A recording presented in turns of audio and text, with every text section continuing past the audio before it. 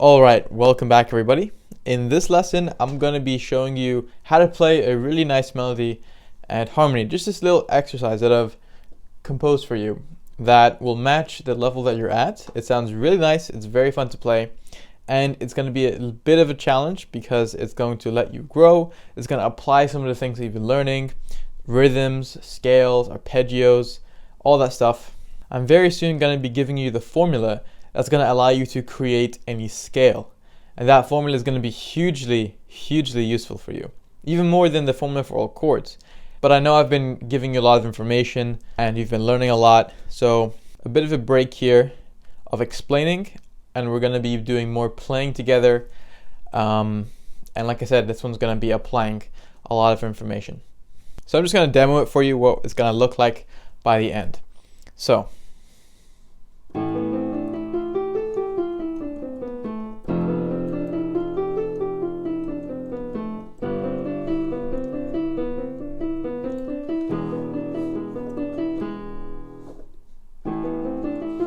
and then it's going to repeat. So you can probably see a couple elements here that you might already know. You can see that we're playing a scale. That scale is A minor, and you would know that because we're starting on A, and we're obviously not playing any sharps or flats. And again, A minor and C major are the only two scales that don't have a key signature. You might have also noticed that we're doing a chord progression, which I touched on a bit when we did our Hallelujah case study. And that is simply repeating 4 chords that go in a certain order. So in this case, it's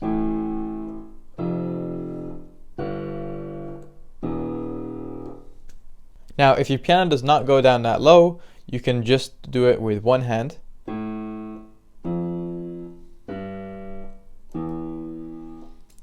Or you can move it up an octave. Whatever works for you. You're playing that with 1, 3, 2, and 4, leaving your hand in the same position. That's if you're going to play with one hand. Now, if your piano does go down this low, then use the octave version. You may have noticed that I said chords, but I'm not actually playing those 3-fingered chords. I'm playing an octave chord. Well, here's the difference. A chord can have multiple variations, as we saw with inversions, but in terms of the terminology, a triad is when you're playing the 1-3-5 structure, or 5-3-1 depending on the hand. So if you're playing left hand, 5-3-1, this would be called a triad. And you can remember this as tri from triangle because there's 3 notes. You can see we're playing them at equal intervals. So it's play note, skip 1, play note, skip 1, play note. But what we're going to be playing is just that octave version. So with the 5 and the 1. So this is what your left hand is going to be doing. 1, 2, 3, 4. 1, 2, 3, 4. 1, 2, 3, 4. 1, 2, 3, 4. And that's it. So you can memorize it by the pattern. So you're going from A down by 2, up by 1, down by 2 again. You should obviously be aware of what note you're actually playing. So A, F, G, and E. That's the chord progression we're going with today. Now, your right hand is playing the A minor scale.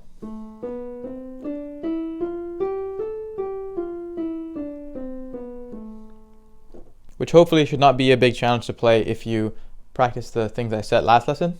But just remember you're doing 1, 2, 3. 1, 2, 3, 4, 5. Now, I know I've been saying this a lot about the fingering, exactly what you're doing. I know I've been repeating it a lot to the point you may have been sick of hearing it. But it's so important that this is something you're comfortable doing because your focus should not be on the fingering. Your focus should be on staying in time, should be on the right notes. It's most ideal that you are comfortable enough eventually that you can do it by muscle memory. So in our song,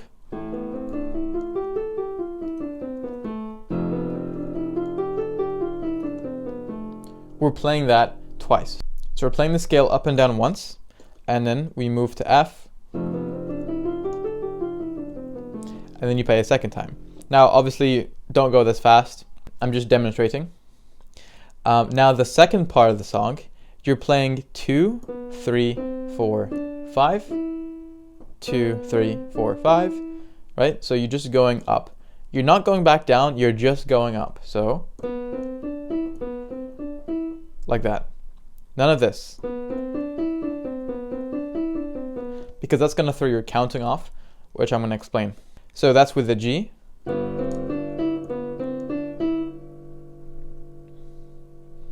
And then, this is the tricky part, you go to E, and as soon as you play it, you play 1 with the G sharp. And you can see I'm playing these notes. The G sharp or A flat, the B, the D, and the E. Now if you're more visual, you might look at it like this. You look at the notes what you're playing, so the B, C, D, E with the G. Now you don't move anything, you're just no longer playing the C. You're replacing it with that A flat. And you're going to tuck your fingers in slightly to be able to play it comfortably. And that would go with the E. And then we go back to A.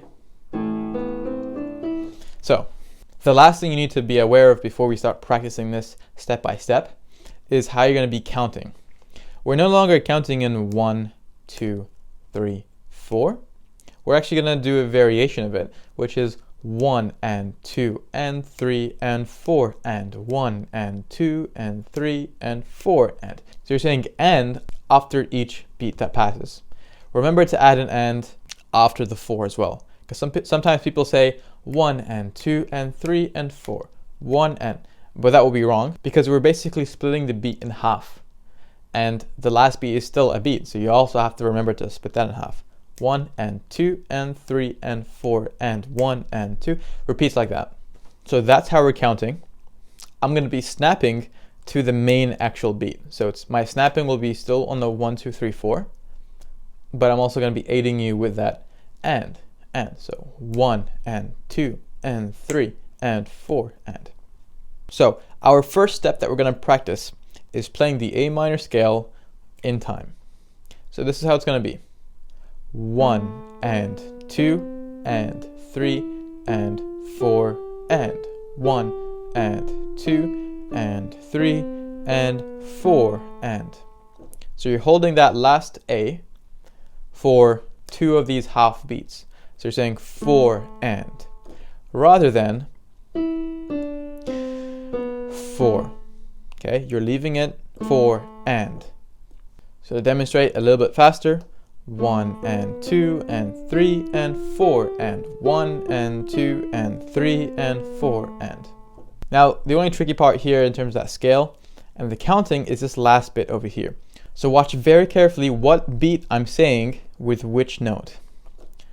1 and 2 and 3 and 4 and 1 and 2 and 3 and 4 and 4 and 1.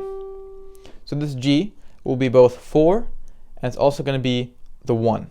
So the primary beat. It's with the snap. Make sure you're not playing 1 on the A. This top A is going to be and. So really quickly again, 1 and 2 and 3 and 4 and 1 and 2 and 3 and 4 and. So pause now and practice that on your own. Just the right hand, stay in time, and count out loud. I'll see you back here in a second. Okay, so hopefully you're comfortable with that. Now, the next small step we're going to be practicing is our left hand. We're going to be holding this for 4 beats, and then 4 beats again, for a total of 8 beats.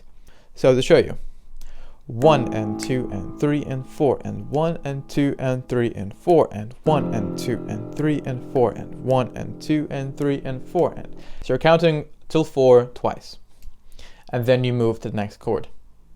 There's not that much to practice here, because if you're keeping your shoulder, elbow, and wrist relaxed while you're playing this, you're not going to have that much trouble.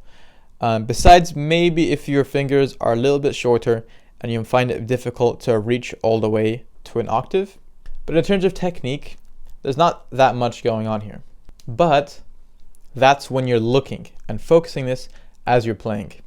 When you're actually playing both hands at the same time, it becomes a bit more complicated because naturally your focus is going to go to the thing that's most complicated, which in this case will be that A minor scale. So what might happen is that you're playing this and then you go to the wrong note, or you spend too long here finding which note to play. You're delaying the beat.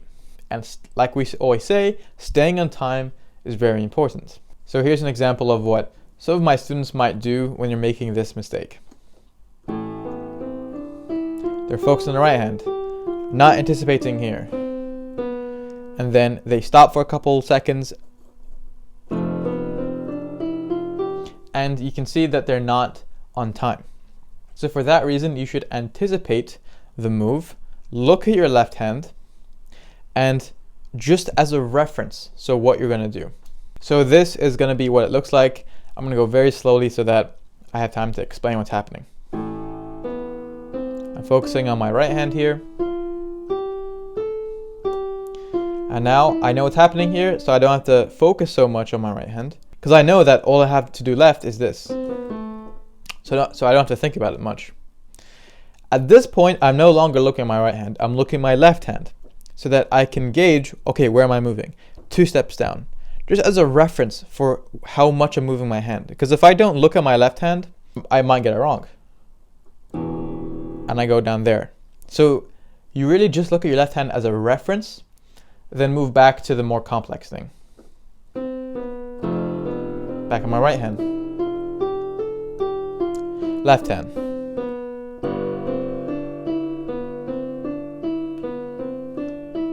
And left hand.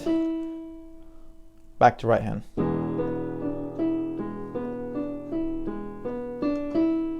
So you can see that there's this decision making that's happening quite fast and you want to do it ahead of time.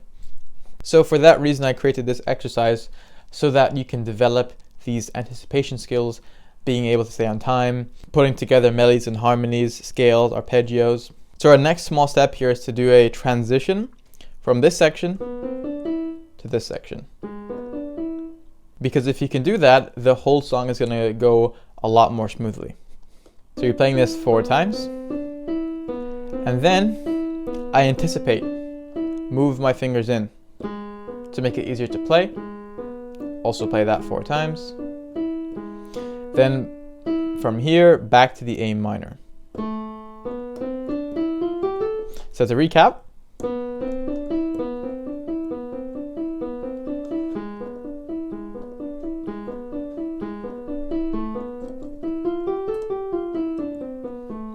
you don't at all have to go that fast. I'm just demonstrating what that looks like all put together, at a fast and smooth pace.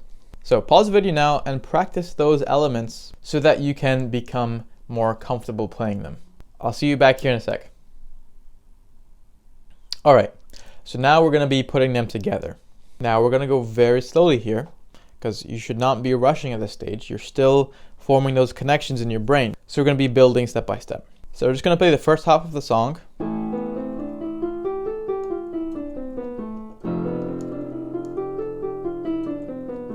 That's it. Now we're going to go slowly. You can either play with me now and I'll count for you, or you can watch first and then go back and play with me, or you can practice on your own, whatever you prefer. 1 and 2 and 3 and 4 and 1 and 2 and 3 and 4 and 1 and 2 and 3 and 4 and 1 and 2 and 3 and 4 and 1 and 2 and 3 and 4 and. So that's the first half that we're just practicing. Definitely don't move on to the next half until that first half is comfortable. You don't at all need to go fast, you just have to go steady at a pace that's not too difficult. When you're practicing this on your own, count out loud. That's going to help you a lot.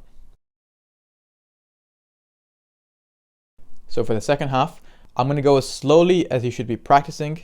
Remember, you're not performing, you are practicing. 1 and 2 and 3 and 4 and 1 and 2 and 3 and 4 and 1 and 2 and 3 and 4 and 1 and 2 and 3 and 4 and then to the A, 1 and 2 and 3 and 4. So you can see there. So practice slowly and work your way up gradually until you can go at around this pace.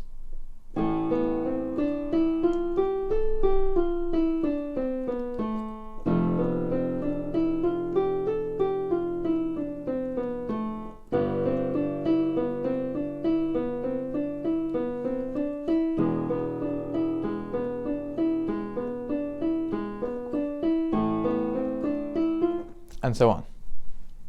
That is your task. Have fun with it. There is no extension task here, except maybe if you want to go a bit faster, but make sure that you're not compromising your steadiness and your time. All right, great job this lesson, and I'll see you soon.